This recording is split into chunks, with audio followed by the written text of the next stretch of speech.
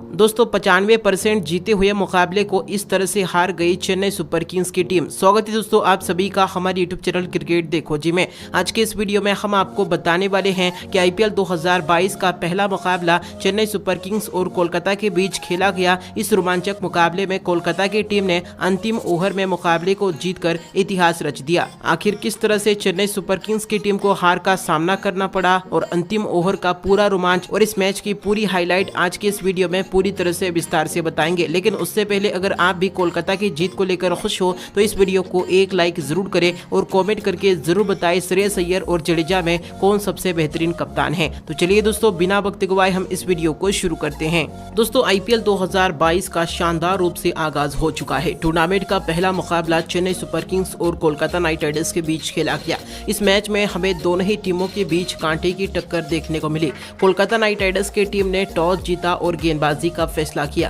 तो वहीं पर चेन्नई की टीम को पहले बल्लेबाजी करने का न्योता दिया। चेन्नई सुपर किंग्स की तरफ से सलामी बल्लेबाज के रूप में ऋतुराज गायकवाड़ और डेवन कॉनवे बल्लेबाजी करने के लिए मैदान पर उतरे, लेकिन पहले ही ओवर में ऋतुराज गायकवाड़ उमेश यादव की गेंद पर अपना विकेट गंवा बैठे और 0 रन के स्कोर पर ही पवेलियन लौट गए। लेकिन दूसरी ही ओवर में रॉबिन उथप्पा ने एक शानदार चौका जड़ा, लेकिन इसके बाद अगली ही ओवर में रॉबिन उथप्पा ने एक गगनचुंबी छक्का जड़कर तहलका मचा दिया। एक के बाद एक रॉबिन उथप्पा चौके और छक्के लगाते हुए नजर आ रहे थे। लेकिन अब 5वें ओवर में उमेश यादव ने शानदार गेंदबाजी करते हुए डेवन कॉनवे को मात्र 3 रन के व्यक्तिगत स्कोर पर आउट करके पवेलियन का रास्ता दिखा दिया। लेकिन इसके बाद 6ठे ओवर में अंबाती रायडू ने एक करारा चौका जड़ा। पावर प्ले के 6 ओवर में चेन्नई की टीम 2 विकेट के नुकसान पर 35 रन बना चुकी थी। इसके बाद अंबाती रायडू ने 8वें ओवर में एक गगनचुंबी छक्का जड़ा, लेकिन अभी इसी ओवर में रॉबिन उथप्पा वरुण चक्रवर्ती की गेंद पर 28 रन बनाकर अपना विकेट गंवा बैठे।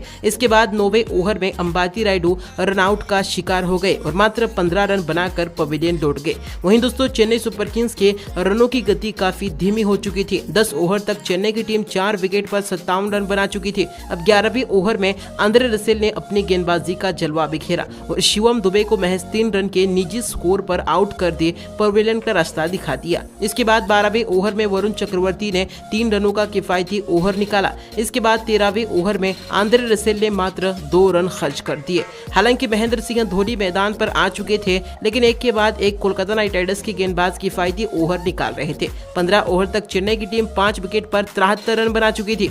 16वें ओवर में धोनी ने अपनी पारी का पहला चौका जड़ा, लेकिन इसके बाद 17वें ओवर में सुनील नारायण ने 3 रनों का किफायती ओवर निकाला। 18वें ओवर में महेंद्र सिंह धोनी ने एक ही ओवर में 3 करारे चौके जड़कर पूरा मुकाबला ही पलट दिया। इसके बाद 19वें ओवर में चेन्नई सुपर किंग्स की टीम 100 रनों के पार भी पहुंच चुकी थी। इसी ओवर में महेंद्र सिंह धोनी ने एक चौका और 9 बॉल पर करारा छक्का भी जड़ दिया, जिसके चलते चेन्नई की टीम सम्मानजनक स्कोर तक पहुंचते हुए नजर आ रही थी। 20वें ओवर में महेंद्र सिंह धोनी ने 2 लगातार चौके जड़े और अगली ही गेंद पर धोनी ने 1 रन लेकर अपना अर्धशतक पूरा कर लिया। इसी ओवर में जडेजा के बल्ले से एक बेहतरीन छक्का भी देखने को मिला और 20 ओवर में चेन्नई की टीम ने 5 विकेट के नुकसान पर 131 रन बनाए। कोलकाता नाइट राइडर्स के सामने 132 रनों का लक्ष्य था। वहीं दोस्तों कोलकाता नाइट राइडर्स की तरफ से सलामी बल्लेबाज के रूप में अजिंक्य रहाणे और वेंकटेश अय्यर बल्लेबाजी करने के लिए मैदान पर उतरे, जहां अजिंक्य रहाणे ने पहले ही ओवर में एक शानदार चौका जड़ा, लेकिन इसके बाद दूसरे ओवर में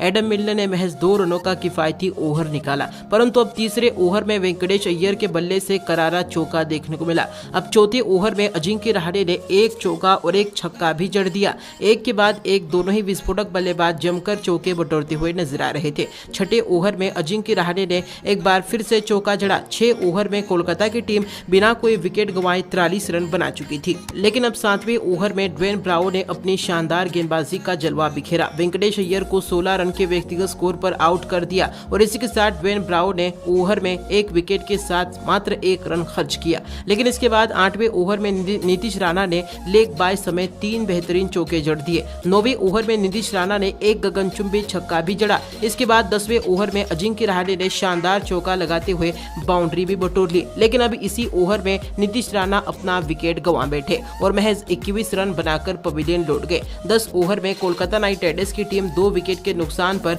76 रन बना चुकी थी। अब आखिरी के 60 गेंदों में कोलकाता की टीम को 56 रनों की जरूरत थी। वहीं दोस्तों 11वें ओवर में अजिंक्य रहाणे ने एक शानदार चौका बटोरा, लेकिन 12वें ओवर में मिचेल सेंटनर ने शानदार गेंदबाजी करते हुए अजिंक्य रहाणे को आउट कर दिया। इसी के साथ अजिंक्य रहाणे 44 रन बनाकर पवेलियन लौट गए। 13वें ओवर में जडेजा ने 3 रनों का किफायती ओवर निकाला, तो वहीं पर 14वें ओवर में मिचेल सेंटनर ने सिर्फ 5 रन खर्च कर दिए। 15 ओवर में कोलकाता की टीम 3 विकेट के नुकसान पर 104 रन बना चुकी थी। कोलकाता नाइट राइडर्स की टीम को जीत के लिए आखिरी के 30 गेंदों में 28 रन चाहिए थे। 16वें ओवर में सैम बिलिंग्स ने एक शानदार चौका जड़ा। 17वें ओवर में सैम बिलिंग्स ने एक गगनचुंबी छक्का जड़कर तहलका मचा दिया। अब कोलकाता नाइट राइडर्स की टीम को आखिरी के 18 गेंदों में मात्र 10 रनों की जरूरत थी। अब 18वें ओवर में श्रेयस अय्यर ने शानदार चौका जड़कर कोलकाता नाइट राइडर्स की टीम को 6 विकेट से जीत दिलाई। जी हां दोस्तों, इस मुकाबले में कोलकाता की तरफ से बेहतरीन बल्लेबाजी करने वाले अजिंक्य रहाणे को मैन ऑफ द मैच का अवार्ड दिया गया। दोस्तों, ऐसे में कोलकाता नाइट राइडर्स की इस शानदार जीत को लेकर आपकी महत्वपूर्ण राय क्या है? चेन्नई को लेकर आपका क्या कहना है? कमेंट करके उसका जवाब जरूर दें।